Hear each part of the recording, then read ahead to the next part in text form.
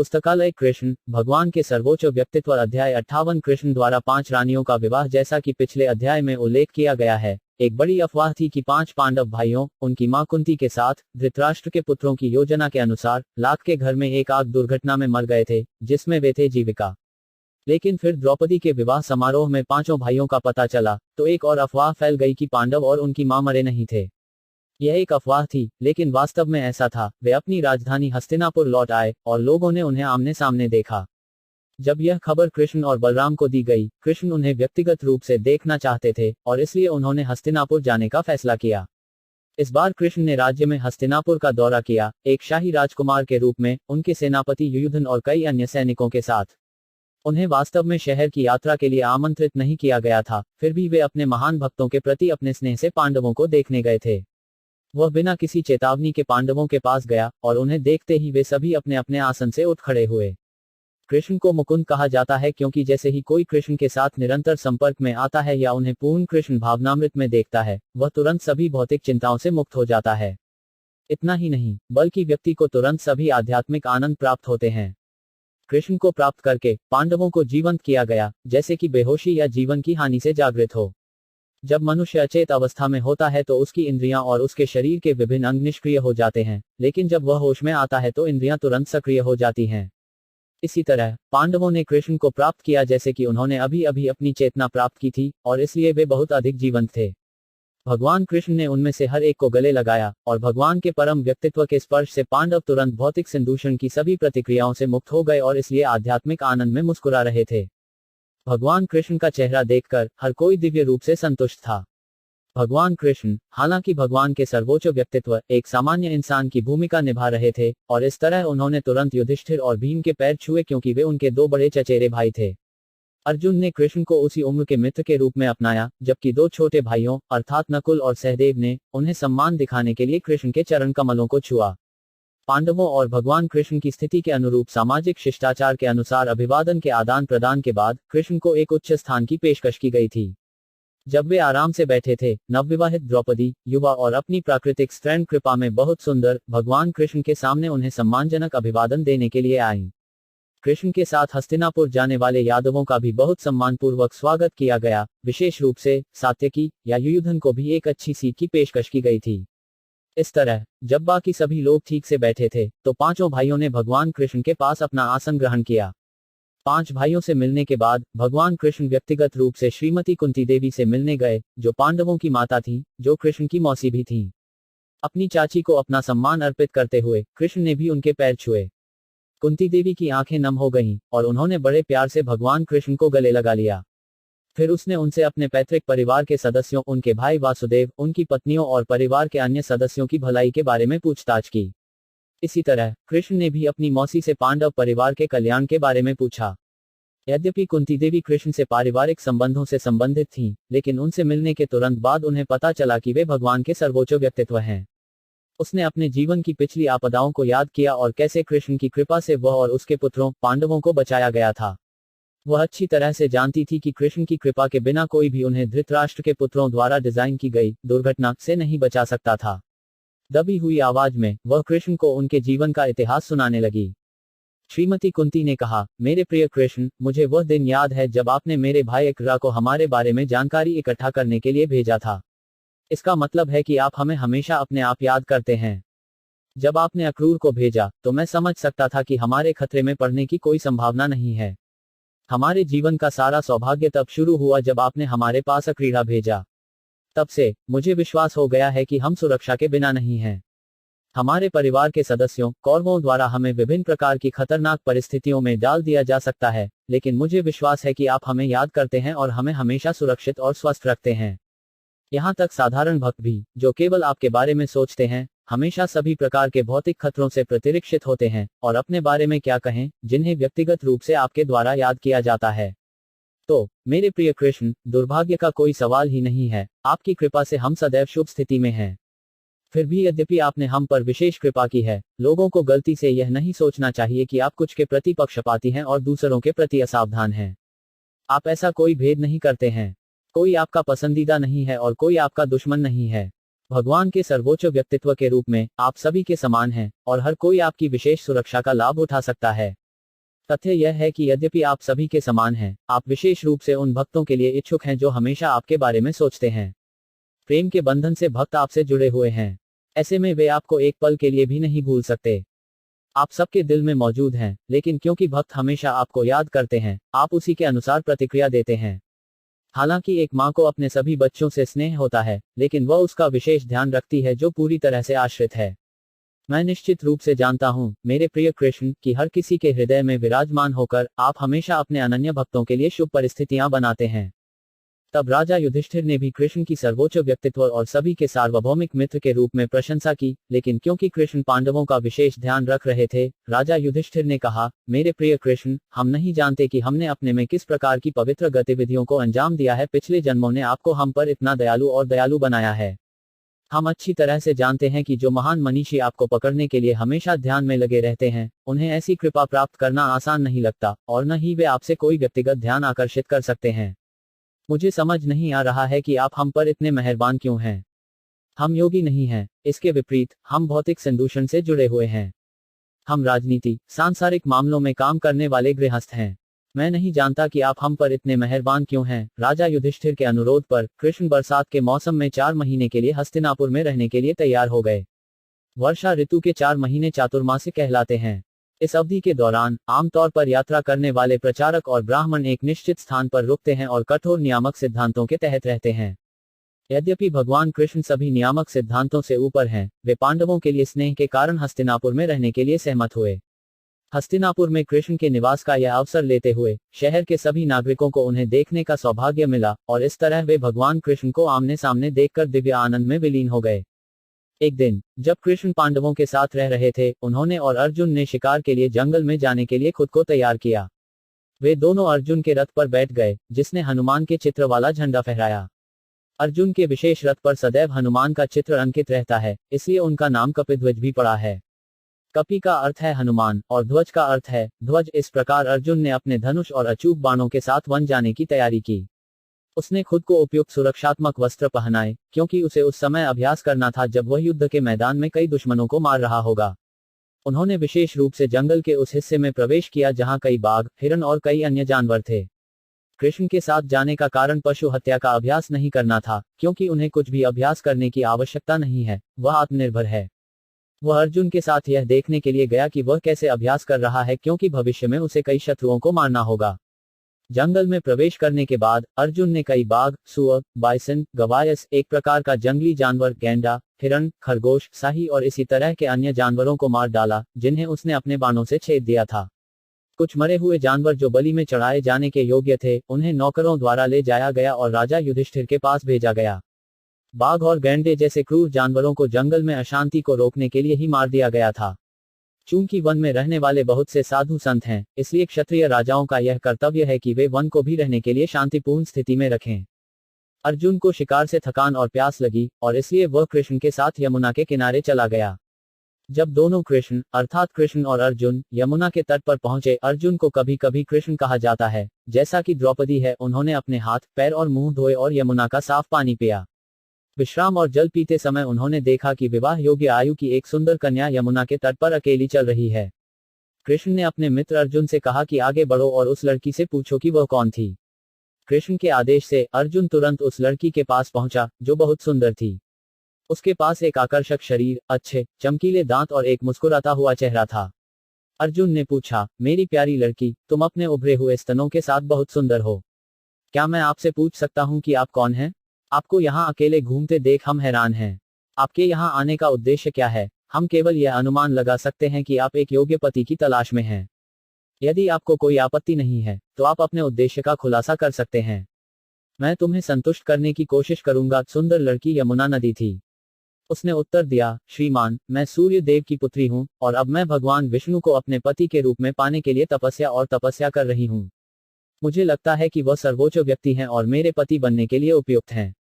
मैं अपनी इच्छा इस प्रकार प्रकट करता हूं क्योंकि आप इसे जानना चाहते थे। लड़की ने आगे कहा, मेरे प्रिय महोदय, मुझे पता है कि आप नायक अर्जुन हैं, इसलिए मैं आगे कह सकता हूं कि मैं भगवान विष्णु के अलावा किसी को भी अपने पति के रूप में स्वीकार नहीं करूंगा, क्योंकि वे सभी जीवों के एकमात्र रक्षक और सभी बद्ध आत्माओं के लिए मुक्ति के दाता हैं। यदि आप भगवान विष्णु से मुझ पर प्रसन्न होने की प्रार्थना करते हैं तो मैं आपका आभारी रहूंगा। यमुना लड़की यह अच्छी तरह जानती थी कि अर्जुन भगवान कृष्ण का बहुत बड़ा भक्त था और अगर वह प्रार्थना करेगा तो कृष्ण उसके अनुरोध को कभी भी अस्वीकार नहीं करेंगे। कृष्ण के पास सीधे जाना कभी कभी व्यर्थ हो सकता है, लेकिन उनके भक्त के माध्यम से कृष्ण के पास जाना सफल होना निश्चित है। उसने आगे अर्जुन से कहा, मेरा नाम कालिंदी है और मैं यमुना के जल के भीतर रहती हूँ। मेरे पिता ने यमुना के जल के भीतर मेरे लिए एक विशेष घर बनाने के लिए बहुत दयालु थे और जब तक मुझे भगवान कृष्ण नहीं मिलते तब तक मैंने पानी में रहने की कसम खाई है। अर्जुन ने कालिंदी कन्या के संदेश को विधिवत रूप से कृष्ण तक पहुंचाया। हालांकि कृष्ण सभी के हृदय में परमात्मा के रूप में सब कुछ जानते थे। आगे की चर्चा के बिना कृष्ण ने तुरंत कालिंदी को स्वीकार कर लिया और उसे रथ पर बैठने के लिए कहा। तब वे सभी राजा युधिष्ठिर के पास पहुंचे। इसके बाद राजा युधिष्ठिर ने कृष्ण को स्वर्ग के राज्य के खगोलीय इंजीनियर, महान वास्तुकार विश्वकर्मा द्वारा योजना बनाने के लिए एक उपयुक्त घर के निर्माण में मदद करने के लिए कहा। कृष्ण ने तुरंत विश्वकर्मा को बुलाया और उन्हें राजा युधिष्ठिर की इच्छा के अनुसार एक अद्भुत शहर का निर्माण कराया। जब इस शहर का निर्माण किया गया था, महाराज युधिष्ठिर ने कृष्ण से अनुरोध किया कि वे उनके साथ कुछ दिन और रहें ताकि उन्हें उनकी संगति का आनंद मिल सके। भगवान कृष्ण ने महाराज युधिष्ठिर के अनुरोध को स्वीकार कर लिया और कई दिनों तक वहीं रहे। इस बीच कृष्ण खांडव वन, जो कि राजा इंद्र का था, की भेंट चढ़ाने में लगे रहे। कृष्ण इसे अग्नि को देना चाहते थे। अग्नि देवता। खांडव वन में कई प्रकार की दवाएं थीं और अग्नि को कायाकल्प के लिए उन्हें खाने की आवश्यकता थी। हालांकि अग्नि ने सीधे खांडव वन को नहीं छुआ, लेकिन कृष्ण से उसकी मदद करने का अनुरोध किया। अग्नि को पता था कि कृष्ण उससे बहुत प्रसन्न थे क्योंकि उन्होंने पहले उन्हें सुदर्शन चक्र दिया था। तो अग्नि को संतुष्ट करने के लिए कृष्ण अर्जुन के रथ चालक बने और दोनों खांडव वन गए। अग्नि के खांडव वन को खा लेने के बाद वे बहुत प्रसन्न हुए। इस समय उन्होंने अर्जुन को एक विशेष धनुष, 4 सफेद घोड़े, एक रथ और एक अजेय तरकश की पेशकश की, जिसमें 2 विशेष बाण तावीज माने जाते थे, जिसमें इतनी शक्ति थी कि कोई भी योद्धा उनका मुकाबला नहीं कर सकता था। जब अग्निदेव खांडव वन को खा रहे थे तब माया नाम का एक राक्षस था जिसे अर्जुन ने विनाशकारी आग से बचाया था। इस कारण वह भूतपूर्व दानव अर्जुन का बहुत बड़ा मित्र बन गया और अर्जुन को प्रसन्न करने के लिए उसने विश्वकर्मा द्वारा निर्मित नगर के भीतर एक अच्छा सभा भवन बनवाया।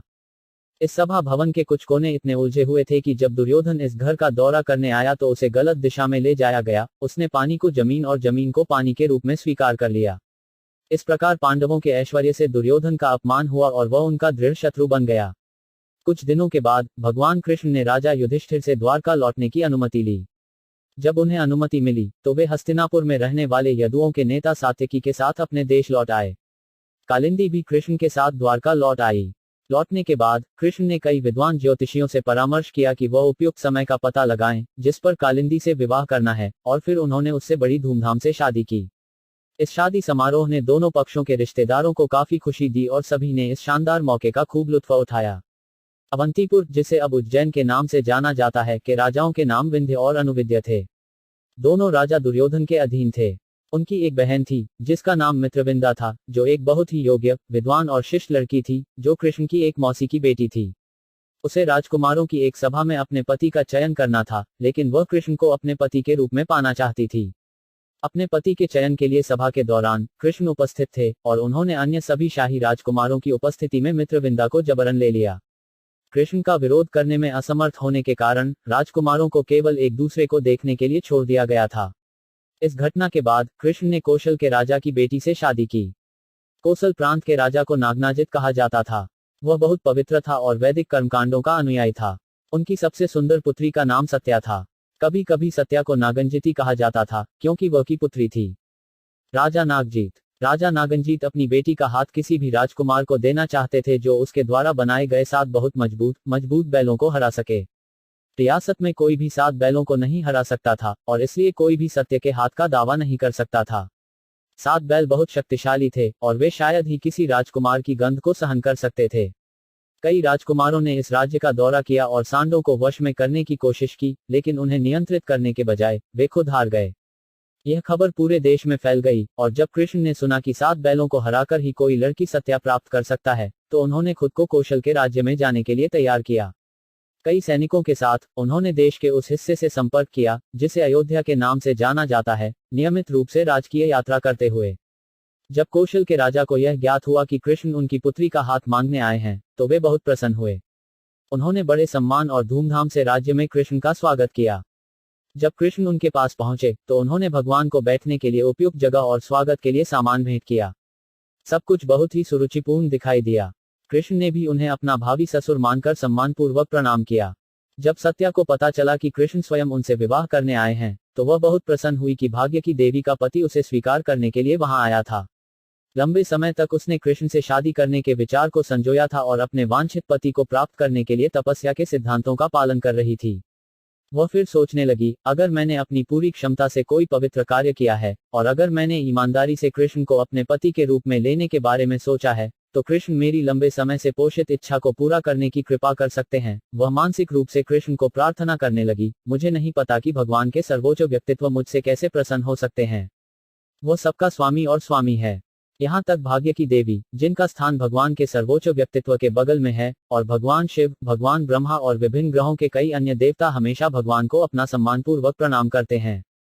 भगवान भी कभी कभी अपने भक्तों की इच्छा को पूरा करने के लिए विभिन्न अवतारों में इस धरती पर अवतरित होते हैं। वह इतना महान और महान है कि मैं नहीं जानता कि उसे कैसे संतुष्ट किया जाए। उसने सोचा कि भक्त पर अपनी अकारण दया से ही भगवान को प्रसन्न किया जा सकता है, अन्यथा उसे प्रसन्न करने का कोई साधन नहीं था।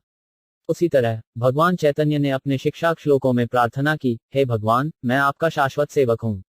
मैं किसी न किसी तरह इस भौतिक अस्तित्व में आ गया हूँ। यदि आप कृपा करके मुझे उठाकर अपने चरण कमलों पर धूल के कण के रूप में स्थापित कर दें, तो यह आपके शाश्वत सेवक पर बहुत बड़ी कृपा होगी। सेवा भावना में विनम्र दृष्टिकोण से ही भगवान को प्रसन्न किया जा सकता है। जितना अधिक हम आध्यात्मिक गुरु के निर्देशन में भगवान की सेवा करते हैं, उतना ही हम प्रभु के निकट के मार्ग पर उन्नति करते हैं। हमारी सेवा के कारण हम प्रभु से किसी प्रकार की कृपा या दया की मांग नहीं कर सकते। वे हमारी सेवा को स्वीकार करें या न करें, लेकिन भगवान को संतुष्ट करने का एकमात्र साधन सेवा भाव है, और कुछ नहीं। राजा नागंजीत एक धर्मपरायण राजा थे, और भगवान कृष्ण को अपने महल में रखते हुए उन्होंने अपने सर्वोत्तम ज्ञान और क्षमता के अनुसार उनकी पूजा करना शुरू कर दिया। उन्होंने खुद को भगवान के सामने इस प्रकार प्रस्तुत किया, मेरे प्रिय भगवान, आप संपूर्ण ब्रह्मांडीय अभिव्यक्ति के मालिक हैं, और आप नारायण हैं, सभी जीवित प्राणियों का विश्राम स्थल। आप आत्मनिर्भर हैं और अपने व्यक्तिगत ऐश्वर्य से प्रसन्न हैं, तो मैं आपको कुछ भी कैसे दे सकता हूँ, और ऐसी भेंट के द्वारा मैं तुम्हें कैसे प्रसन्न कर सकता हूँ? यह संभव नहीं है, क्योंकि मैं एक तुच्छ जीव हूँ। वास्तव में मुझ में आपकी कोई सेवा करने की क्षमता नहीं है। कृष्ण सभी जीवित प्राणियों के परमात्मा हैं, इसलिए वे सत्य के मन को समझ सकते हैं। वह राजा को बैठने की जगह, खाने पीने की चीजें, रहने की जगह आदि भेंट करके उसकी सम्मानजनक पूजा से भी बहुत प्रसन्न हुए। इसलिए वह सराहना करता था कि लड़की और उसके पिता दोनों उसे अपने अंतरंग रिश्तेदार के रूप में पाने के लिए उत्सुक थे। वह मुस्कुराया और गंभीर स्वर में कहा, मेरे प्रिय राजा नागजीत, आप अच्छी तरह से जानते हैं कि रियासत में कोई भी व्यक्ति जो अपने पद पर नियमित है, कभी भी किसी से कुछ भी नहीं मांगेगा, चाहे वह कितना भी ऊंचा हो। एक क्षत्रिय राजा द्वारा इस तरह के अनुरोध को विद्वान वैदिक अनुयायियों द्वारा जानबूझकर मना किया गया है। यदि कोई क्षत्रिय इस नियम को तोड़ता है, तो उसके कार्य की निंदा की जाती है।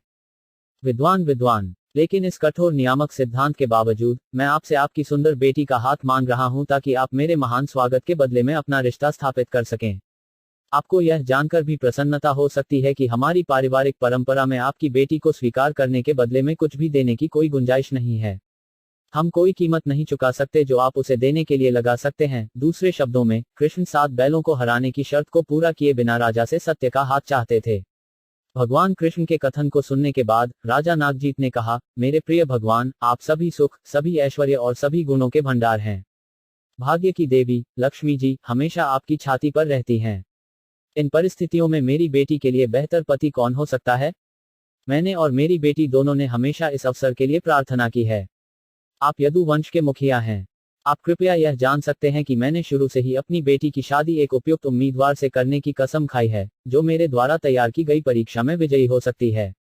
मैंने यह परीक्षा सिर्फ अपने इच्छित दामाद के कौशल और स्थिति को समझने के लिए लगाई है। आप, भगवान कृष्ण, सभी नायकों के प्रमुख हैं। मुझे विश्वास है कि आप इन 7 सांडों को बिना किसी कठिनाई के काबू में करने में सक्षम होंगे। अब तक वे कभी किसी राजकुमार के अधीन नहीं हुए। जिस किसी ने भी उन्हें नियंत्रण में लाने का प्रयास किया है, उसके अंग तोड़े गए हैं। राजा नागंजीत ने अपना अनुरोध जारी रखा, कृष्ण, अगर आप कृपया 7 बैलों पर लगाम लगाएंगे और उन्हें नियंत्रण में लाएंगे, तो निस्संदेह आपको मेरी बेटी सत्या के वांछित पति के रूप में चुना जाएगा। इस कथन को सुनने के बाद कृष्ण समझ गए कि राजा अपनी प्रतिज्ञा नहीं तोड़ना चाहते थे।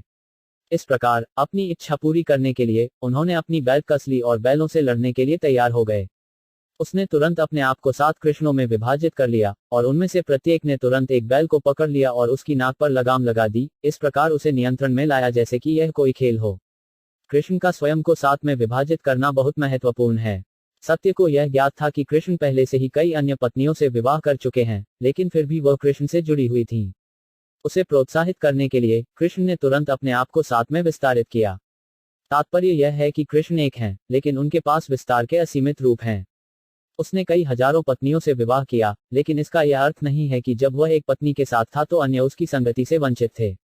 कृष्ण अपने विस्तार द्वारा प्रत्येक पत्नी के साथ जुड़ सकते थे। जब कृष्ण ने उनकी नाक पर लगाम लगाकर बैलों को अपने वश में कर लिया, तो उनकी शक्ति और अभिमान तुरंत नष्ट हो गया। इस प्रकार बैलों ने जो नाम और यश प्राप्त किया था, वह परास्त हो गया। जब कृष्ण ने बैलों पर लगाम लगाई, तो उन्होंने उन्हें जोर से खींचा, जैसे एक बच्चा लकड़ी के एक खिलौने को खींचता है।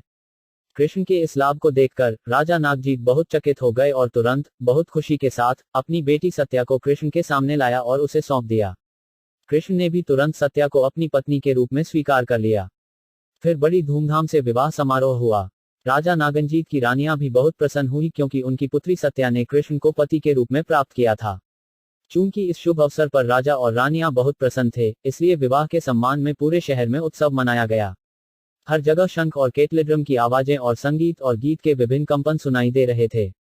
विद्वान ब्राह्मणों ने नवविवाहित जोड़े पर अपना आशीर्वाद बरसाया। हर्षोल्लास में शहर के सभी निवासियों ने अपने आप को रंग बिरंगे वस्त्र और आभूषण पहनाए। राजा नागंजीत इतने प्रसन्न हुए कि उन्होंने अपनी पुत्री और दामाद को इस प्रकार दहेज दिया। सबसे पहले उसने उन्हें 10,000 गायें और 3,000 अच्छी तरह से तैयार युवा दासियां दी, जो उनके गले में सुशोभित थीं। दहेज की यह व्यवस्था आज भी भारत में प्रचलित है, विशेषकर क्षत्रिय राजकुमारों के लिए। जब एक क्षत्रिय राजकुमार की शादी होती है, तो दुल्हन के साथ समान उम्र की कम से कम 1 दर्जन दासियां जाती हैं। राजा ने गायों और दासियों को देने के बाद 9,000 हाथी और हाथियों की तुलना में 100 गुना अधिक रथ देकर दहेज को समृद्ध किया। इसका मतलब है कि उसने 900,000 रथ दिए, और उसने रथों से 100 गुना अधिक घोड़े, या 90,000 घोड़े, और घोड़ों से 100 गुना अधिक दास दिए। शाही राजकुमारों ने ऐसी दासियों और दासियों को सभी प्रावधानों के साथ बनाए रखा, जैसे कि वे उनके अपने बच्चे या परिवार के सदस्य हों। इस दहेज को देने के बाद कोसल प्रांत के राजा ने अपनी बेटी और महान दामाद को रथ पर बैठाया और उन्हें अच्छी तरह से सुसज्जित सैनिकों के एक डिवीजन द्वारा संरक्षित अपने घर जाने की अनुमति दी। जैसे ही वे अपने नए घर की ओर तेजी से यात्रा कर रहे थे, राजा का हृदय उनके लिए स्नेह से भर गया। कृष्ण के साथ सत्य के इस विवाह से पहले राजा नागंजीत के बैलों के साथ कई प्रतिस्पर्धी सगाई हुई थी, और यदु वंश और अन्य राजवंशों के कई अन्य राजकुमारों ने भी सत्य का हाथ जीतने की कोशिश की थी। जब अन्य राजवंशों के निराश राजकुमारों ने सुना कि कृष्ण सांडों को वश में करके सत्य का हाथ पाने में सफल रहे, तो स्वाभाविक रूप से वे ईर्ष्या करने लगे। जब कृष्ण द्वारका की यात्रा कर रहे थे, सभी निराश और पराजित राजकुमारों ने उन्हें घेर लिया और दुल्हन पक्ष पर अपने बाणों की बौछार करने लगे। जब उन्होंने कृष्ण की पार्टी पर हमला किया और बारिश की लगातार धार की तरह तीर चलाए, तो कृष्ण के सबसे अच्छे दोस्त अर्जुन ने चुनौती का कार्यभार संभाला, और उन्होंने अकेले ही अपने महान मित्र कृष्ण को उनके विवाह के अवसर पर खुश करने के लिए उन्हें आसानी से भगा दिया। अर्जुन ने तुरंत अपना धनुष गाव उठाया और सभी राजकुमारों का पीछा किया। जिस प्रकार एक सिंह सभी छोटे जानवरों का पीछा करके उन्हें भगा देता है, उसी तरह अर्जुन ने एक भी राजकुमार को मारे बिना सभी राजकुमारों को भगा दिया। इसके बाद यदु वंश के प्रमुख भगवान कृष्ण अपनी नवविवाहित पत्नी और विशाल दहेज के साथ बड़े धूमधाम से द्वारका शहर में प्रवेश किया।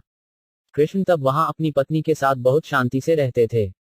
कुंती देवी के अलावा कृष्ण की एक और मौसी थी, उसका नाम शुद्धकीर्ति था, और वह विवाहित थी और केक्या प्रांत में रहती थी। उनकी एक बेटी थी जिसका नाम भद्रा था। भद्रा कृष्ण से शादी करना चाहती थी, और उसके भाई ने उसे बिना शर्त के सौंप दिया। कृष्ण ने उसे अपनी प्रामाणिक पत्नी के रूप में स्वीकार किया। इसके बाद कृष्ण ने मद्रास प्रांत के राजा की एक बेटी से शादी की। उसका नाम लक्ष्मण था, और उसमें सभी अच्छे गुण थे। कृष्ण ने उसका जबरन विवाह भी किया, जो उसे उसी तरह ले गया जैसे गरुड़ ने देवताओं के हाथों से अमृत का घड़ा छीन लिया था। कृष्ण ने अपने स्वयंवर की सभा में कई अन्य राजकुमारों की उपस्थिति में इस लड़की का अपहरण कर लिया। स्वयंवर एक समारोह है जिसमें दुल्हन कई राजकुमारों की एक सभा से अपने पति का चयन कर सकती है।